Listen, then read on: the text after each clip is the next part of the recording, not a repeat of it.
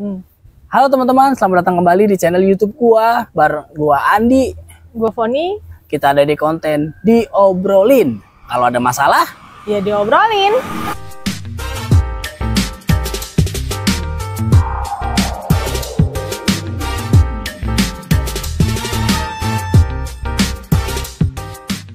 Ya, kali ini kita akan membahas satu tema ya. Kalau teman-teman kemarin ya, kalau teman-teman nonton episode sebelumnya ya, kita pasti teman-teman tahu ya kita mau bahas tentang apa. Kita mau bahas tentang diet, bukan ya? Bukan dong. Ada tapi ada kan, benar. Ada. Yaitu tentang OCD. Apa arti OCD, Kak? Susah nih. Psikologi tuh Inggris banget, nggak ada bahasa Indonesianya apa? Apa bahasa Indonesianya? Hah? Apa bahasa Indonesianya? Gangguan kompulsif, obsesif kompulsif. D-nya?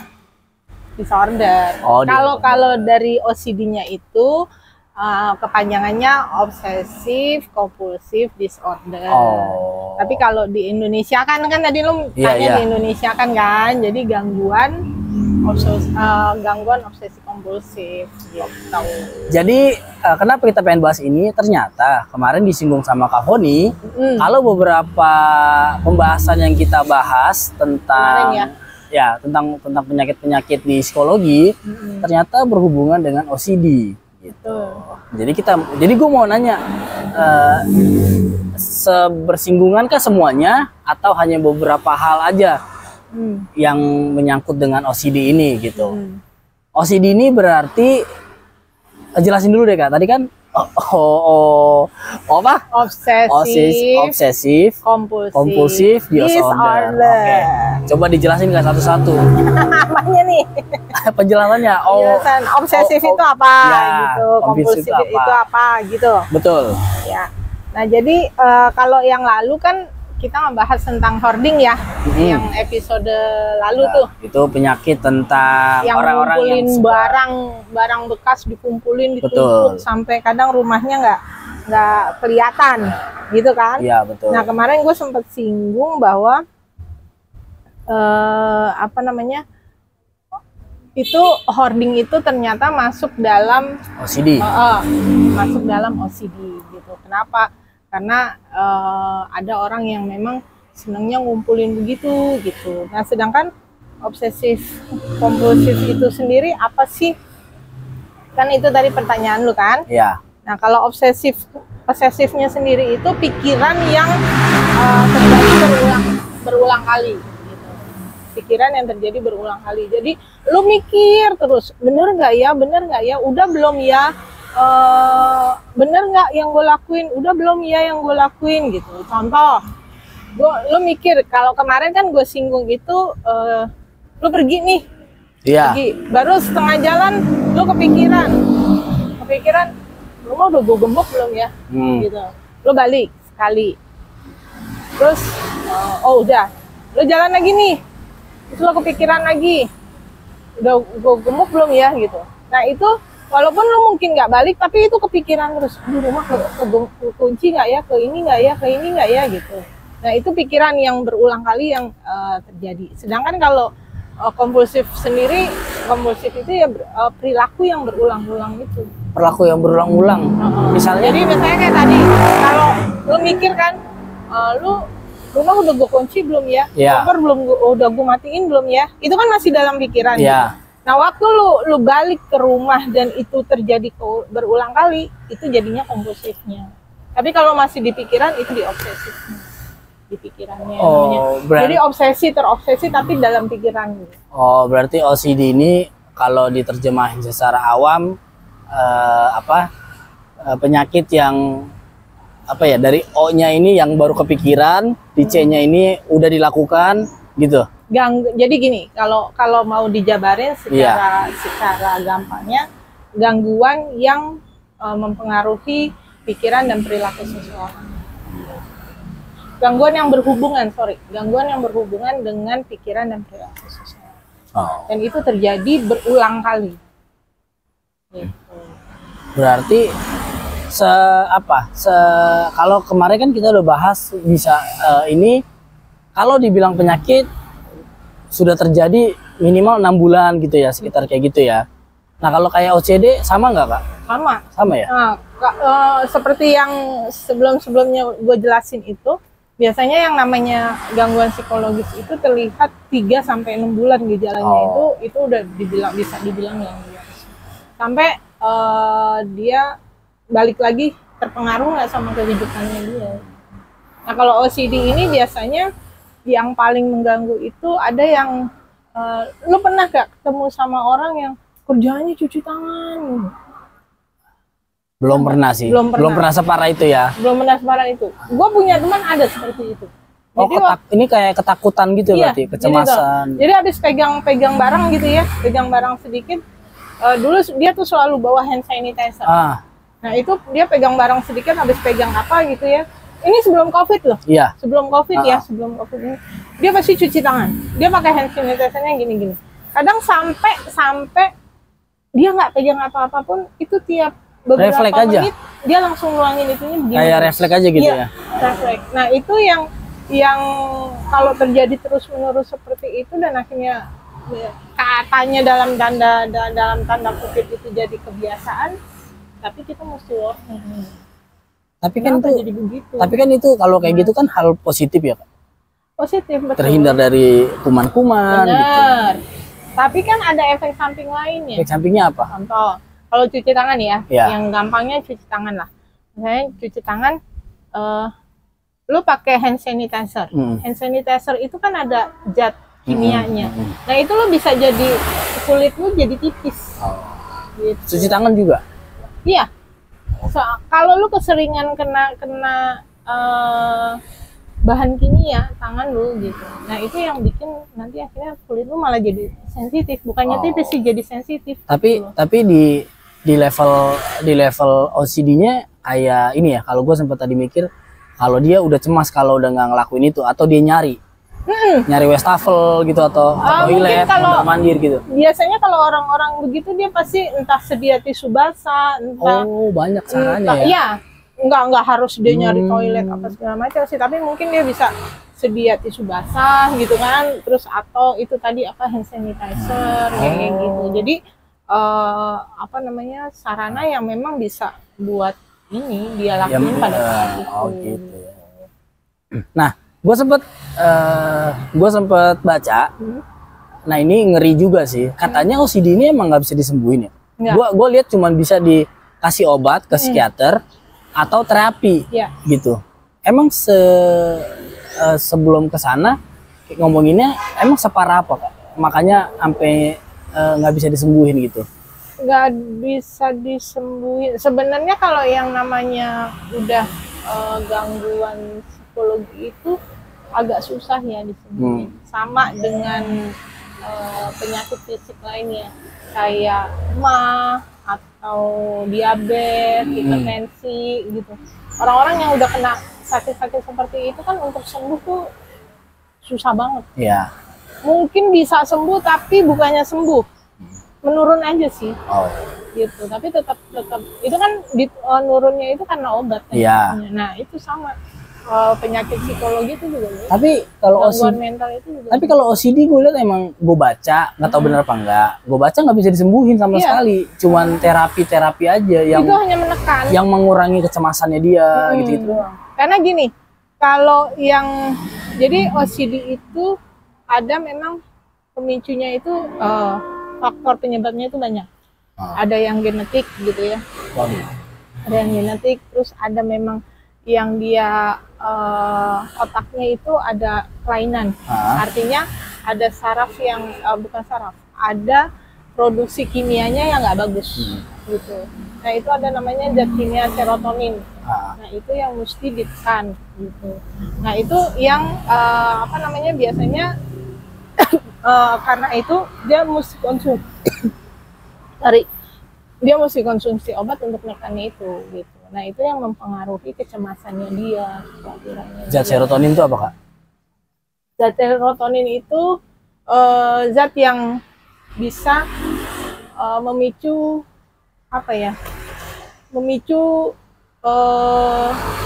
kita berpikir untuk melakukan sesuatu, gitu.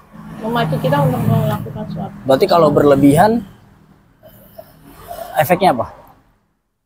Efeknya ya lu akan melakukan sesuatu itu berulang-ulang.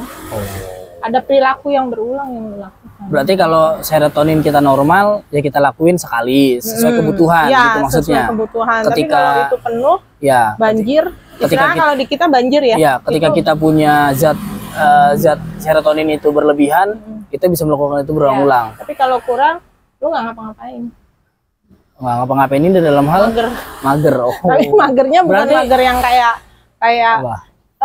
gini, apa namanya, kayak orang nyandu, orang kecanduan. Iya. Kan ada kalau misalnya dia pakai sabu, itu kan dia pengennya kerja aja kayak doping gitu ya. Oh iya gitu iya, kan? iya. Nah, doping gitu. Nah ada kalau apa sih? Oh ini kayak ganja. Ya. Kayak ganja berarti. Ganja kan gua nggak tahu ya, gua nggak pernah pakai. Cuman kalau ganja katanya, sih dia lebih ke katanya lebih tenang. Bener. Mikik mulu. Iya. Lebih ke halusinasi. Makanya ada beberapa orang yang pengen di Indonesia ya pengen melegalkan ganja karena dari survei membuktikan bahwa menenangkan. Dari ganja belum ada kejadian kriminalitas sama sekali. Karena memang efek ganja itu ya kayak orang bego katanya, ya lu lemes di pojokan gitu-gitu aja. Tapi apa namanya? Malah katanya Kak, zatnya malah lebih berbahaya rokok daripada ganja. Betul.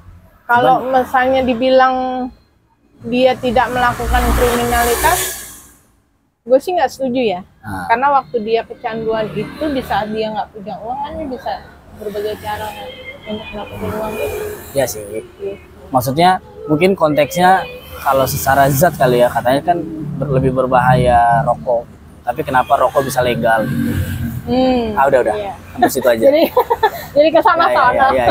Cuman ngelihat berarti mager termasuk ini Kak, termasuk orang yang kekurangan zat itu, yang suka rebahan. Berarti bisa dikembalikan nggak ke zatnya, bisa ditambahin nggak dengan cara apa? Ya kayak orang-orang yang suka rebahan gitu biar supaya bergerak. Misalnya nih, ini kan zat serotonin ini kan zat tadi yang lu bilang apa namanya, zat yang supaya kita bisa ingin melakukan hal tersebut kan. Berarti kan kalau kekurangan inginnya doang, dilakuinnya enggak. Iya. Sorry. Jadi kebalik. Tadi gua ralat sedikit ya. Apa? Jadi serotoninnya itu kalau orang-orang OCD itu justru malah rendah. Oh. Gitu, rendah. Serotoninnya rendah. Jadi dia nggak punya orang yang serotoninnya rendah itu dia nggak bisa mengatur otaknya untuk melakukan itu secara berulang-ulang gitu. Jadi dia melakukan atas hal refleks. Nggak ada yang neken dia. Nggak ada yang ngatur otaknya nih. Kan semua itu otak kita itu ada yang ngatur kan di dalam nih zat kimia di dalam otak kita nih banyak zat kimianya gitu. Nah itu yang ngatur kerja sistem kerja otak sebenarnya. Ada macam-macam zat kimia yang ada sih. Itu buat apa? Berarti tadi kebalik. Ya kebalik, sorry gua ralat. Berarti kalau zat serotoninnya rendah, itu akan mempengaruhi gangguan otaknya dia. Kalau berlebihan gitu, berlebihan yang malah dia jadi malas ngapain. Oh gitu. Iya. Berarti kalau orang yang mageran, rebahan, itu berlebihan tuh zat serotoninnya tuh. Nah, bagaimana caranya supaya zat serotonin kita tuh normal, Pak? Misalnya kayak berlebihan kan mager nih. Kadang-kadang gue pengen deh bersih-bersih rumah, tapi kan hanya ingin. Lu mesti punya motivasi sih yang ini, motivasi lo aja. Maksudnya gini, orang yang kalau biasanya zat kimia otak itu akan selama otak lu normal, nggak ada gangguan, itu akan berproduksi dengan normal juga. Gitu. Tapi kalau udah kena cedera ya, kita bilangnya kena cedera atau ada yang rusak, itu yang akan mengganggu produksi zat kimia lu. Nah, makanya kenapa perlu yang namanya antidepresan gitu. Perlu yang namanya obat-obat psikiatrik gitu yang harus memang dikonsumsi untuk menekan atau menambahkan itu. Gitu. Nah, untuk OCD sendiri selain dari gangguan otak, itu juga dari pola asuh. Bisa lu lihat keluarga lu, keadaan lingkungan keluarga lu seperti apa. Mereka yang orangnya rapi, ya ini hati-hati nih, yang orangnya rapi banget, teliti banget, itu juga bukan berarti yang rapi banget semua itu OCD ya, gitu. Tapi yang memang udah benar-benar keterlaluan itu. Contoh, gue dulu punya temen, lemarinya itu nih, itu beneran rapi.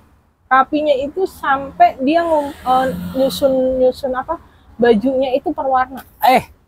Buset. Putih, baju nih rakinya ini putih semua, dan lipatannya itu ini rata gitu ya. Iya. Sisi kanan sisi kirinya tuh rata. Gitu. Nah, ini putih semua, nanti di sini hitam semua. Pokoknya nggak ada yang namanya lemarinya dia itu warna itu kecampur. Gitu ya, sampai segitunya. Jadi kayak rak ini toko. Iya. Rata orang jualan gitu, berwarna, ya sama ukuran. Sama ukuran kan gitu. Iya, untungnya ukurannya enggak sih. Iyalah. Kalau sampai ada ukuran ini L di sini, putih L, putih XL, ribet juga hidup begitu ya. Nah, itu akhirnya nyusahin orang lain. Nah, itu dia lihat, karena dia keseringan hidup dengan orang-orang seperti itu akan memicu dia juga akan seperti itu.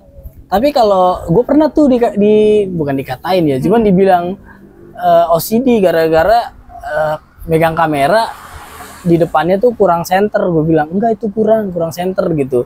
Terus gue tengahin, enggak kurang gitu.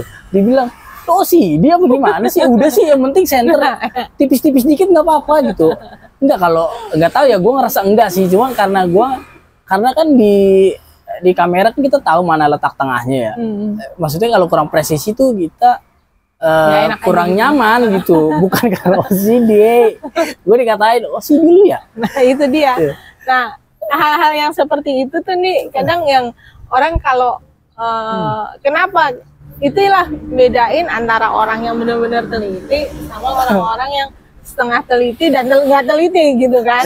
Nah, orang-orang yang teliti ini nih yang mesti waspada nih. Iya sih. Yang teliti ini karena kepribadian, nah termasuk kepribadian itu sendiri, kepribadian yang orangnya teliti banget ya, itu cenderung bisa gampang kena OCD gitu. Ya, sekarang lo bayangin aja ngelihat rumah tuh maunya bersih banget gitu. Ya siapa sih yang nggak mau bersih kan gitu, sampai dia tuh nggak bisa yang namanya lihat ada debu dikit aja tuh dia nggak bisa gitu.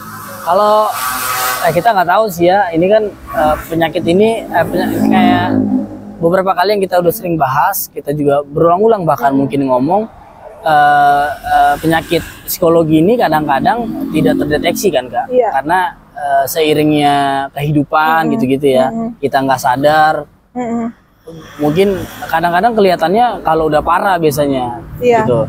Nah, kalau kayak ada yang kotor langsung dibersihin gitu-gitu bisa nggak tuh Kak?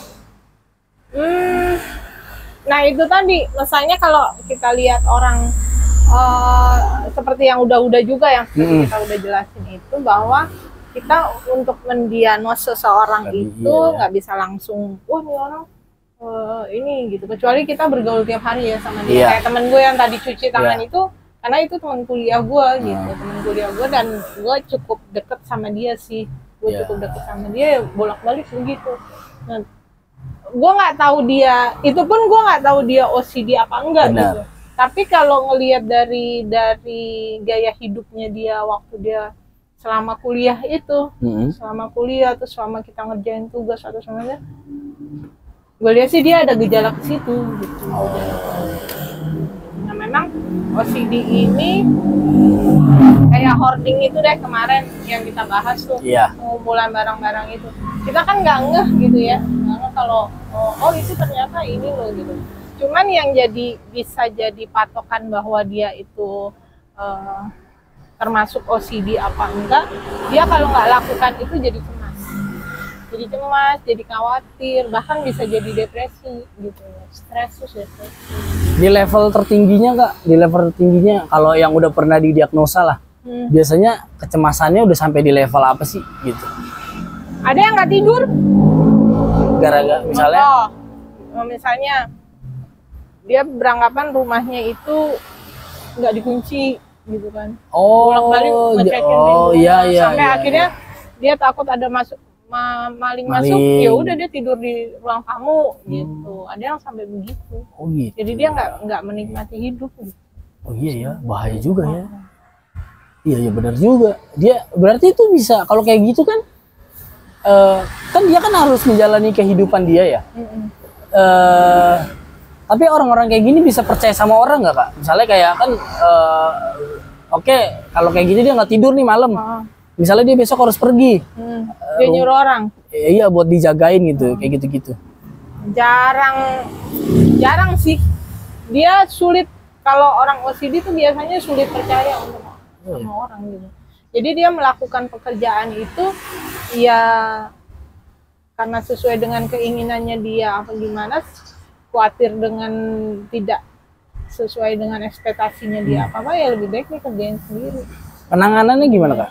Apa tuh? Selain minum, kalau udah kayak obat. Iya maksudnya udah minum obat. Kecemasannya mereka tuh bakal muncul tiba-tiba atau bisa bisa tiba-tiba gitu. Tapi biasanya sih tiba-tibanya itu karena udah terlalu sering dia lakukan itu ya. Karena itu kan jadi pola hidupnya dia yang bentuk kayak begitu. Atau mungkin karena dia dulu pernah ngalamin pelecehan atau dihina gitu, lu ini banget sih, lu jorok banget sih gitu, atau lu bego banget sih, atau lu apalah gitu. Oh, OCD itu juga bisa dari trauma ya? Bisa juga ya? Bisa. Oh iya, misalnya kayak gitu deh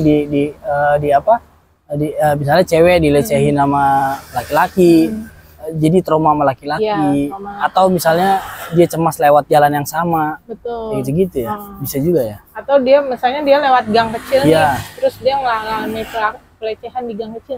Jadi dia kalau lihat lewat gang kecil itu, dia berusaha takut untuk dia menghindari, kalau tadi berulang kali dia berusaha menghindari untuk yang lewat ini.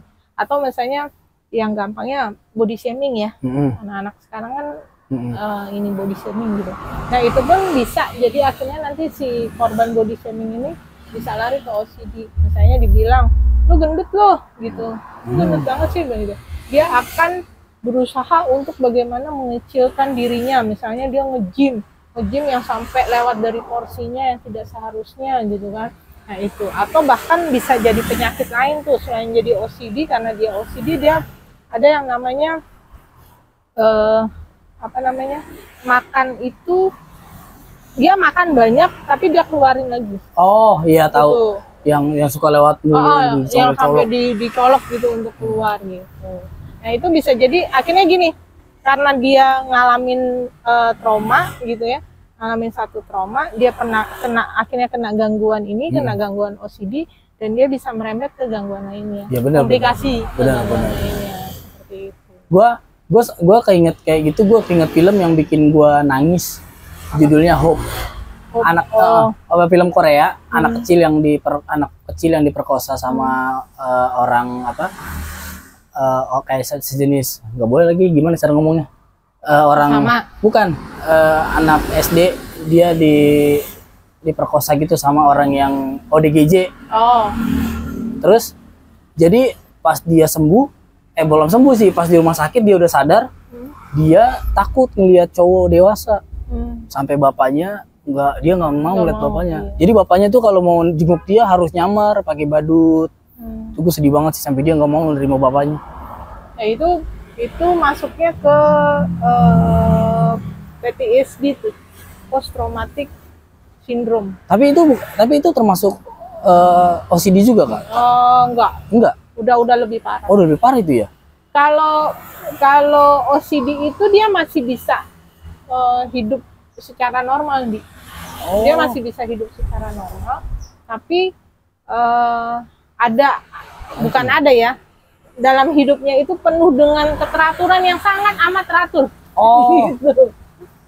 Orang kan hidup aturan, tapi kan kadang melanggar, gitu kan, gitu. Nah ini enggak, Dia berusaha untuk hidup seperfect mungkin. Nah, itu deh. Gitu. Jadi harus segala sesuatunya itu ya harus, kalau dia biasanya rapi ya harus rapi. Kalau misalnya kayak hoarding kemarin, dia ngumpulin barang ya udah tumpuk aja tuh barang gitu. Yang penting dia senang, yang penting dia puas. Susah juga ya didiagnosa sebenarnya ya orang OCD ya. Iya. Kecuali, tapi bisa kelihatan nggak Kak? Kalau yang udah parah pasti bisa kelihatan ya. Kalau yang cuman kayak dilakukan berulang-ulang kan bisa aja kayak kadang kita nggak ngeh gitu kan. Misalnya kayak cuci tangan atau apa gitu kan, atau pengen ngelap aja kadang-kadang kita nggak ngeh ya. Atau ya pokoknya kita nggak, pasti kegiatan-kegiatan kayak gitu kita nggak bakal ngeh sih. Tapi kalau yang bikin kita sadar kayaknya apa Kak? Ya mungkin kayak lah lu kelakuannya gini gitu. Mungkin gini aja, kalau misalnya tanya aja gitu, lu kenapa sih? Kalau gue ya, kalau gue karena tipe gue suka ngelihat sesuatu yang janggal langsung gue tanyakan gitu. Whatever itu lu lakukan apa gitu. Pokoknya buat gue nggak lazim lah, nggak layak gitu, nggak layak dengan ini. Gue akan tanya gitu, lu kenapa sih cuci tangan mulu gitu. Temen gue ada kayak gitu tapi dia bilang enggak, gue senang wanginya gitu doang Kak. Senang wanginya doang. Hand sanitizer. Dia bilang dia sering sih kayak beberapa kali gitu. Mungkin gua nggak nganggap itu kayak OCD ya. Cuman dia sering ngelakuin itu. Cuman dia bilang lu kenapa? Senang wanginya aja gua banget. Ya. Nah, ini lagi tanya lagi. Emang kenapa dengan wangi itu? Ya, enak. Kayak wangi, karena wangi baby kata dia. Wangi baby. Terus apa yang lu rasain gitu? Saya bikin gue nyaman aja sih. Oh ya berarti kalau nggak begitu lu bisa tanya gini. Kalau lu nggak nyium itu, lu masalah nggak? Gitu ya. Kalau lu nyium, iya, kalau gue nggak nyium itu kayaknya gue ada sesuatu yang kurang gitu ya. Itu lu mesti warning. Kayaknya enggak sih. Soalnya suka ditinggal di. Nggak selalu. Iya, hand sanitizer suka ditinggal di kantor. Gitu. Kalau dibawa ya bisa jadi berarti. Iya. Tapi memang di kantor dia suka nyemprotin gitu. Dibilang lu kenapa sih gitu. Nah, tangan. Gue pikir apakah kita semenjijikan itu, lu bentar-bentar kita bersentuhan terus langsung lu megang laptop terus langsung gitu. Nah, ini kejadian sama sepupu gue nih. Ada sepupu gue gitu ya. Jadi selama COVID kemarin itu memang orang tuanya udah lanjut terus ada sakit gitu. Sensitif banget lah orang tuanya itu. Jadi sampai dia nggak mau terima tamu sama sekali.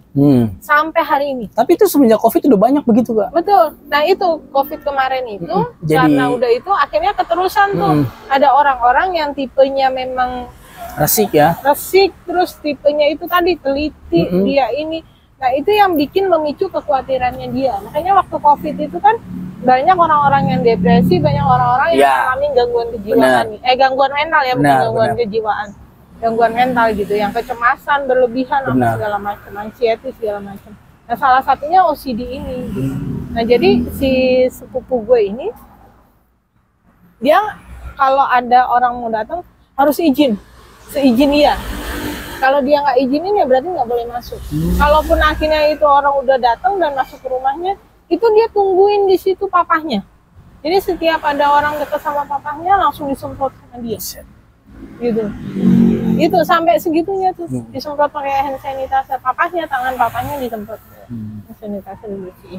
Nah yang orang-orang yang seperti itu tuh, yang akhirnya kan dia ganggu kehidupan orang lain, dia ganggu ininya dia sendiri. Kalau orangnya baperan tersinggung. Ya, orangnya baperan tersinggung. Nah kadang kan orang tua juga nggak mau terlalu, lu ngapain sih gitu. Ya. Lu nggak usah terlalu khawatir deh begitu. Lu coba datang ke rumah orang yang resik ya. Terus lu orangnya baperan tersinggung, kayak pokoknya lu orangnya baperan lah. Terus tiba-tiba ketemu orang resik, tersinggung lu. Makanan lu jatuh sedikit aja langsung dilap sama dia. Gimana coba? Lu salaman tiba-tiba dia pakai hand sanitizer, kelar gitu. Salaman. Atau ada yang kalau nggak mau salaman, ada ya beberapa yang seperti itu kan. Cuman kalau bisa salaman langsung cuci tangan kan kayaknya gimana ya? Gue pernah ketemu orang salaman ujungnya doang. Gitu atau ya? Gue tangan gue beres. Ujungnya doang gini doang. Gini nih. Iya, Kok gini salamannya? Bukan muhrim tapi sama-sama laki. Kok begitu salamannya? Gitu. Itu sih. Selain yang paling parah ada lagi nggak Kak? Selain kayak OCD yang pernah ditemuin. Ini kan penyakit yang apa namanya tentang kecemasan kayak gitu-gitu ya, hal-hal yang dilakukan berulang-ulang gitu. Yang paling pernah ditemuin di dunia gitu mungkin ke apa? Penyakit OCD itu aja ini. sih. Enggak yang terus parah sampai gimana sih, enggak, cuman ya itu aja bikin orang lain nggak nyaman dan dianya sendiri ya jadi hidupnya ya begitu. Mungkin nggak punya teman jadi ansos. Di dunia psikologi maksudnya Kak, ada nggak yang paling parah OCD yang sampai maksudnya kan pasti ada yang pernah meninggal kayak gitu-gitu. Oh enggak. OCD. Kecuali dia ngalamin komplikasi ya. Oh. Karena itu tadi OCD itu bisa mengakibatkan komplikasi ke Penyakit lain. Oh iya, misalnya kayak tadi ya, cemas. Tadi tuh. Cemas nggak Sama. tidur. Akhirnya dia nggak tidur benar, kan benar. jadi penyakitnya Insomnia, kemana-mana, sakit, insomnia apa itu kan jadi udah ya, itu terus ya, yang jadi kurang darah ya. Karena dia dikatain gemuk apa segala macam dia makan terus akhirnya makan yang sampai kenyang banget terus dia keluarin lagi untuk berusaha menjaga tubuhnya tetap bagus. Berarti OCD ini kayak ini ya, kayak awal mula penyakit ya. Iya. Kalau udah kena ya. Kayak kalau lu udah kena diabetes nih penyakit fisik yang paling jahat itu diabetes. Karena kalau orang darah tinggi, selama lu masih nggak punya diabetes, nggak terlalu masalah. Tapi kalau lu udah kena diabetes, ini gua kata dokter ya, gue bukan ahli kedokteran, bukan ahli fisik gitu, kedokteran ini. Tapi yang setahu gue orang kalau udah kena diabetes itu larinya akan bisa jadi ke darah tinggi, bisa jadi ke jantung, dan itu bisa jadi menyebabkan stroke. Gitu. Ya. Nah, sama OCD ini juga begitu, lu bisa ngalamin dari OCD ini lain. Bisa jadi ngalamin komplikasi, gangguan yang lain. Bahkan dari OCD ini lu bisa dipukul orang. Salaman gini dong, songong banget. Penyakit enggak, cuman muka. Ada tuh yang begini lah nih, nggak usah salaman lah. Lu salaman kan nyentuh ya, nyentuh fisik gitu kan lo. Oke lah, benar. Kadang badan lu dipegang langsung bilang. Oh iya, ada orang kayak gitu. Ada yang begitu, saking ininya. Bercanda aja kesel itu. Apaan sih lu gitu. Dan sampai bener-bener ada. Iya, kalau gue sih karena tipe gue orangnya cuek ya gitu loh. Gue waktu itu makan apa di kendaraan umum gitu ya. Oh makan, gue makan. Padahal itu meja makan di restoran gitu. Meja itu baru dibersihin sama pelayannya gitu kan, nggak habis dilapin apa segala macam. Itu disemprot lagi loh. Gue pikir, oh iya itu ke bawah sama COVID lah. Cuman kadang gue mikirnya gini, lu hidup ngori banget sih, hidupnya ribet banget sih gitu. Ya, tapi di sisi lain kita nggak tahu ya kalau dia menderita itu gitu kan. Gue nggak tahu dia begitu apa emang ini gitu kan. Nah memang kan OCD inilah yang kadang kita beda tipis ya gitu. Nggak tahu ini beneran. Gini sih kalau gangguan neurotik itu namanya gangguan neurotik. Gangguan neurotik. Neurotik itu saraf ya? Enggak. Bukan ya? Iya, gangguan saraf. Benar, kan? Tapi pengaruhnya ke mental health ini gitu kan. Nah itu yang namanya neurotik, depresi apa segala macam, anxiety itu di dalamnya seperti itu. Nah kalau gangguan neurotik inilah yang terkadang orang susah untuk mendiagnos gitu kan. Dia nggak sadar kalau dia kena gangguan. Itu yang paling ini. Kecuali kalau memang yang tadi gue bilang hidupnya udah terganggu, aktivitasnya terganggu, kehidupannya terganggu, keluarganya terganggu, itu yang.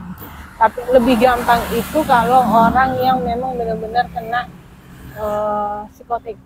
Psikotik itu gangguan yang kayak skizofrenia gitu. Nah itu dibilang yang kalau kita bilang itu orang-orang gila. Ya. Orang-orang gila lah gitu. Udah nggak boleh katanya buat orang gila. ODGJ. ODGJ. Iya, orang ODGJ itu lebih gampang ngelihat ODGJ itu. Kenapa? Dia akan ketahuan dia ngomong sendiri, kadang dia berhalusinasi atau dia kalau ngomong ngalor ngidul gitu. Ininya banyak banget gitu. Nah, itu lebih gampang bisa terdeteksi daripada orang-orang yang kena gangguannya yang masih di neurotik. Apalagi yang awal-awal itu susah banget. Nah, Kalau kan gue nggak tahu nih Kak, kalau tes apa namanya, kalau orang berobat ke psikolog itu seperti apa gitu ya? Ada nggak cara kita mengetahui diri kita itu bahwa kita kena penyakit psikologi, itu kayak gangguan mental dan lain-lain gitu, kayak tes tertulisnya Kak, atau apa gitu? Ada ya? Ada. Itu bisa dapat gratis atau gimana Kak? Nggak bisa ya? Gratis tergantung psikolognya. Oh, enggak kan? Ya misalnya kan ada beberapa kayak tes apa gitu. Kayak tes apa sih namanya tuh yang HTP, ya, gambar grafis, gitu. Ya. Nah, kalau enggak yang IJ, apa sih namanya itu IJ? MBTI gitu, itu kan ada tuh free. Gitu. Kita tahu tuh cara, oh kita ini gitu. Kalau itu kan hanya melihat kepribadian lu aja. Ya, maksudnya kalau kalau kita gitu. kalau kita pengen tahu kita, wah ternyata gua minimal kita sadar lah. Mungkin kita misalnya kayak, oh gue kayaknya udah salah satu ciri-cirinya nih gitu. Gue pengen coba tes gitu. Apakah bisa gitu? Karena kadang-kadang malu nih Kak, misalnya mau datang ke psikolog gitu ya. Karena kan di Indonesia kayaknya sekarang udah lumayan sih. Sekarang udah lumayan memang. Udah lebih ini sih. Lebih aware. Orang datang ke psikolog itu bukan gila. Ya, sampai puskesmas pun sekarang menyediakan layanan konseling psikologi. Nah, kalau secara tes gitu doang ada nggak beredar gitu atau gimana? Kalau secara bebas seperti DISC apa segala macam itu yang berkaitan dengan kepribadian dan kebutuhan mungkin kerja atau segala macam itu nggak ada. Karena itu memang khusus gitu. Nah, psikolog pun ngasih itu bukan ujuk-ujuk lu dateng lu cerita begini ya udah kita tes, enggak gitu. Jadi lu cerita dulu, kita gali dulu apa segala macam, baru nanti lu dikasih tes awal gitu. Dan itu pun nggak lu langsung dikasih tes yang menyatakan lu kena itu apa enggak gitu, biasanya kena gangguan atau enggak. Berarti pertanyaan-pertanyaan yang kayak menggiring gitu ya, nanti hasilnya bahwa oh ternyata lu ini dan terus gitu. Nah, makanya sebenarnya cara yang paling efektif, bukan cara yang paling efektif. Ya, cara yang paling efektif itu ya lewat lu cerita begini nih. Itu lebih ini. Cuman kalau memang orangnya agak susah untuk digali apa segala macam, biasanya kita sih barengin dengan tes psikologi gitu yang untuk ngetes ini orang kena gangguan atau enggak, separah apa dia kena gangguannya kayak gitu.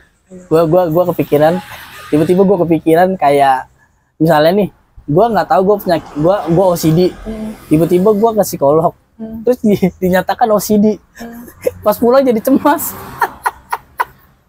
Pas pulang jadi cemas, malah ini gitu ya. Jadi beneran dia didiagnosa.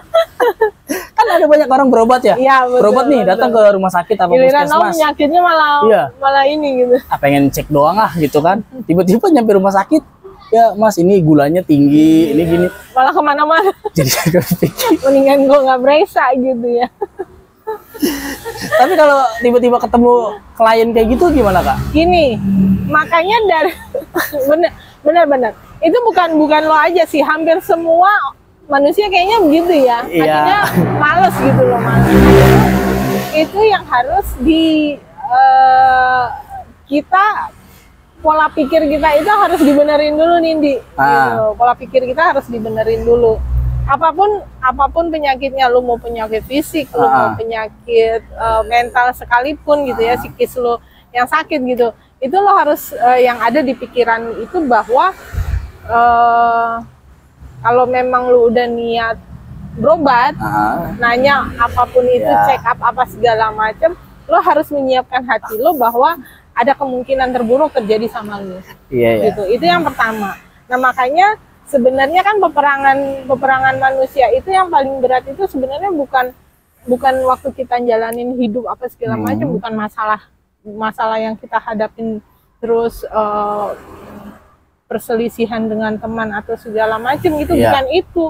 Tapi yang ada kan di sini. Iya benar. Kita tuh paling susah ngendaliin, sebenarnya paling susah itu ngendaliin diri kita sendiri. Benar. Gitu. Apalagi pikiran itu. Nah, semuanya tergantung di pikiran lu. Overthinking.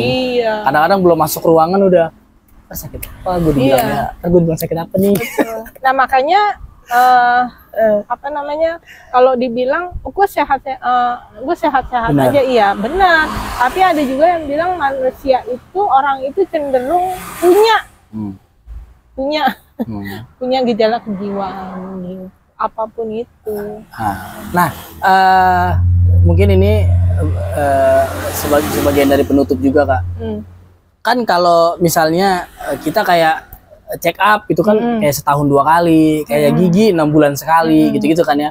Kalau tes psikologi ini ada ininya nggak sih, kayak berapa setahun sekali gitu? Karena kan mental orang berubah-berubah nih, kayak yang misalnya sebelum pandemi, kayaknya mentalnya bagus-bagus banget gitu, bagus-bagus saja. Tiba-tiba abis pas pandemi mental drop, bahkan sampai gangguan mental gitu-gitu kan ya.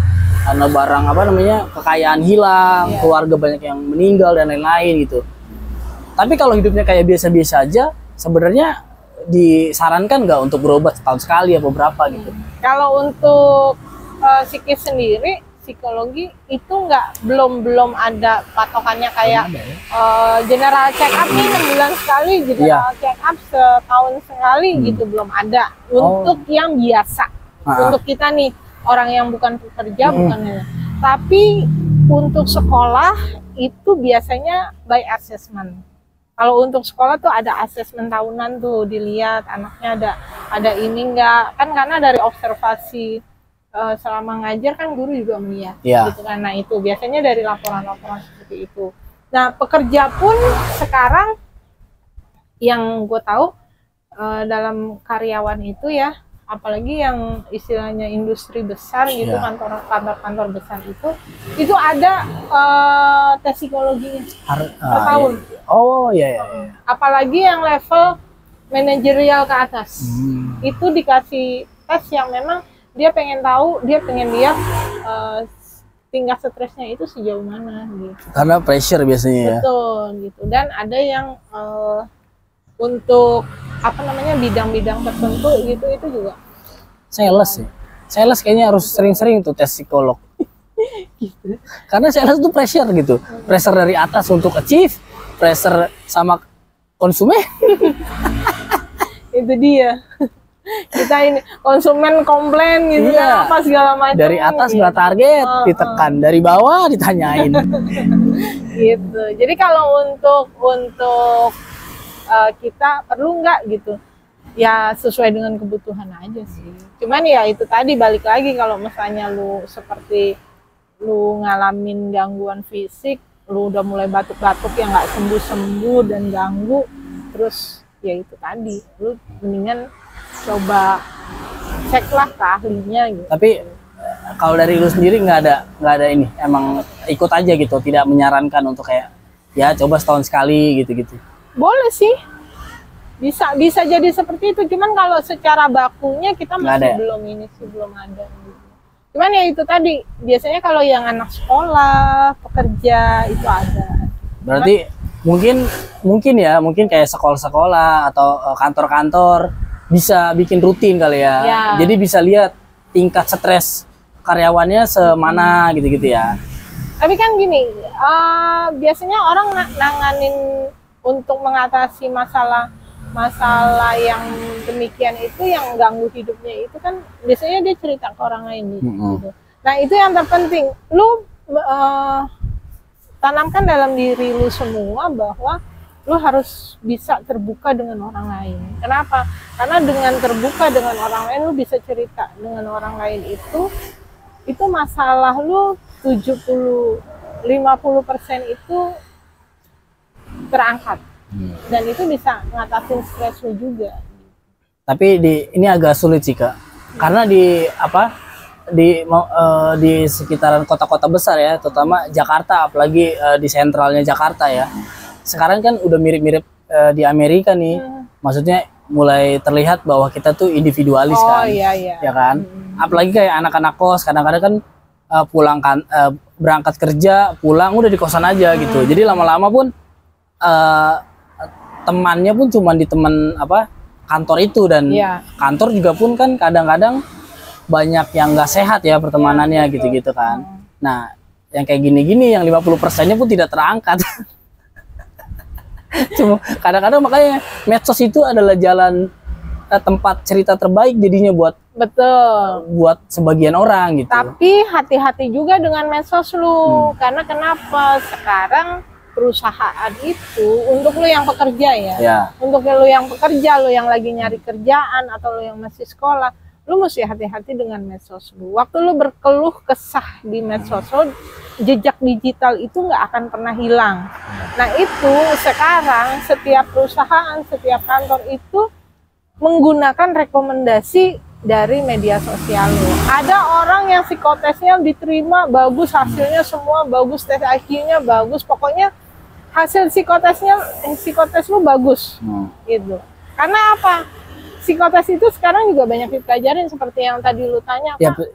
Banyak beredar di sana yang gampang, gratisan, apa segala macam. Bahkan ada di toko buku pun ada yang tips menjalani psikotes, mencapai hasil yang maksimal gitu. Nah makanya kenapa sekarang banyak perusahaan, banyak psikolog yang juga melihat, mengobservasi mengobservasi kita dari media sosial. Gitu. Nah, tapi gampang dikelabui. Sekarang di medsos banyak akun anonim. Banyak pakai Ava Korea, ngeluh tentang kerjaan. Tapi pakai akun fake. Tapi menurut lu rilis nggak, Kak, stresnya? Kalau 50% harus kita, biasanya kan tadi lu bilang 50% minimal cerita supaya terangkat. Tapi kalau dia share di medsos, rilis nggak? Kalau itu bisa membuat dia lega, menurut lu rilis juga? Rilis sih rilis, bisa seperti itu. Tapi kan gini juga nih, rilis sih rilis. Cuman ada mungkin lu nggak berpikir ke depannya. Lu saat itu cerita gitu ya, lu cerita. Oke, lalu cerita, lu segala macam lu tumpahkan di media sosial lu gitu kan, segala macam. Tapi lu mikirin nggak orang-orang yang komen? Kan kadang kita waktu upload status lah, upload cerita, kita nggak pernah mikir nanti orang komen apa ya, juga sih, dijudge gitu kan? Makin tidak semua orang di dunia ini suka dengan kita gitu. Ya sih benar. Gitu. Kalau nggak mau di komen langsung gembok aja, jadi rilis gitu doang. Ya. Komennya ditutup. Jadi cuman rilis doang gitu. Tapi kita harus sadar diri sendiri sih ya. Kadang-kadang kan ada orang yang pengen cerita doang didengerin, nggak perlu dapat feedback, yang penting rilis aja, apa yang diunek-uneknya keluar. Tapi ada kadang-kadang orang yang butuh feedback. Nah kalau orang-orang yang butuh feedback yang ngeri. Orang-orang yang butuh feedback itulah, lu siap nggak terima feedbacknya? Apalagi di media sosial yang nggak semua orang lu kenal gitu. Kalau orang-orang yang pengen didengerin doang tapi rilis, terus nggak punya temen di medsos bisa sih. Tinggal kunci komennya, lu cerita aja gitu. Pakai akun anonim biar gak ketahuan sama atasan. Gitu ya. Banyak kok di aplikasi X tuh, Twitter sekarang banyak banget akun anonim curhat. Tapi kan tetap aja ketahuan. Ya sekarang suatu sama aja. Ya tuh saat. Tapi kan maksudnya setidaknya udah selangkah lebih maju lah. Kayak kalau kemarin tuh ada tuh Kak di rame di TikTok. Nah itu bodoh sih. Dia share ngeluh, dia pengen resign tapi dia name tag-nya dia kelihatan. Makanya keluar kata-kata jangan lu meludah di piring lu sendiri. Gitu kan. Ya. Benar. Itu dia. Oke, untuk penutup, berarti kalau kita punya teman OCD, kita nggak tahu mendiagnosanya juga. Kalau punya ciri-cirinya, mungkin langsung tanya dulu ya Kak ya. Mungkin gini ya teman-teman semua. Ketika lu nonton tayangan diobrolin ini, atau lu baca atau lu lihat akun konten-konten psikologi lainnya gitu, yang terpenting adalah lu mempraktekkan itu, menerapkan itu dalam hidup lu sendiri dulu gitu ya. Jangan untuk mendiagnosa orang lain, tapi juga bukan berarti lu bisa mendiagnosa diri lu dengan langsung, gue kena OCD, gue kena ini, gue kena ini. No, tidak seperti itu. Tapi ketika itu bukan untuk mendiagnos, tapi untuk menjadi warning kita, gitu ya. Untuk menjadi warning kita, gue seperti itu nggak ya, gitu. Karena ada lu mesti cari gali lagi, apa sih gejalanya apa, ininya apa, gitu kan, efeknya apa. terus gejalanya seperti apa, berapa lama gue mesti ngalamin itu, dikatakan itu udah gangguan gitu. Nah ketika lu udah mulai, oh gue begini nih, gue ada nih, misalnya dari 10 gejala, terus di situ dipaparin ada 10 gejala, terus lu ngalamin 5 aja, separohnya aja gitu, dalam waktu yang cukup intens, 3-6 bulan, lo udah mesti warning. Tapi lo nggak boleh mendiagnos sendiri. Lo nggak boleh langsung menetapkan bahwa oh gue OCD, oh gue anxiety, gue depresi berat, oh gue skizofrenia. Lo nggak boleh seperti itu. Lo kemarin kayaknya hoarding deh kak gitu kan. Ya, lo nggak boleh seperti itu. Tapi lo jadi warning. Warningnya apa? Untuk lo cari orang yang bisa memang menegakkan diagnosis itu. Begitu. Apapun gejala yang lu hadapin, lu rasakan, lu alamin, yaitu untuk warning lo, bukan untuk mendiagnos. Oke. Begitu juga untuk orang lain gitu. Jangan langsung dipikir kayak tadi lu ceritakan, karena lu bilang ini kurang center nih, lo sini ya nih. Gitu. Kadang kita begitu sih, lebih melihat orang lain kena gangguan. Oh iya, benar. Ya, itu aja dari kita. Terima kasih untuk teman-teman yang mau mendengarkan konten ini. Mungkin nanti kalau teman-teman punya tema yang menarik atau ada yang sesuatu yang ingin dibahas, boleh tulis di komen. Nanti kita coba bahas. Bahas ini narsistik. Orang-orang narsis ya. Orang-orang narsis tuh kayak apa sih? Apa yang dia selalu update status gitu kan? Tiap menit update status itu termasuk orang narsis nggak sih? Gitu. Oke, kita coba nanti kita gali lebih lagi ya. Gua Andi. Kalau sih itu ya. Boleh. Nanti kita coba seru apa enggak gitu. Iya. Karena narsis itu ntar ngomongin orang masalahnya. Kalau menurut gua ngomongin orang udah itu dia narsis banget gitu. Oke, itu aja dari kita. Gua Andi, gua Foni. Kita pamit. Dadah. Bye.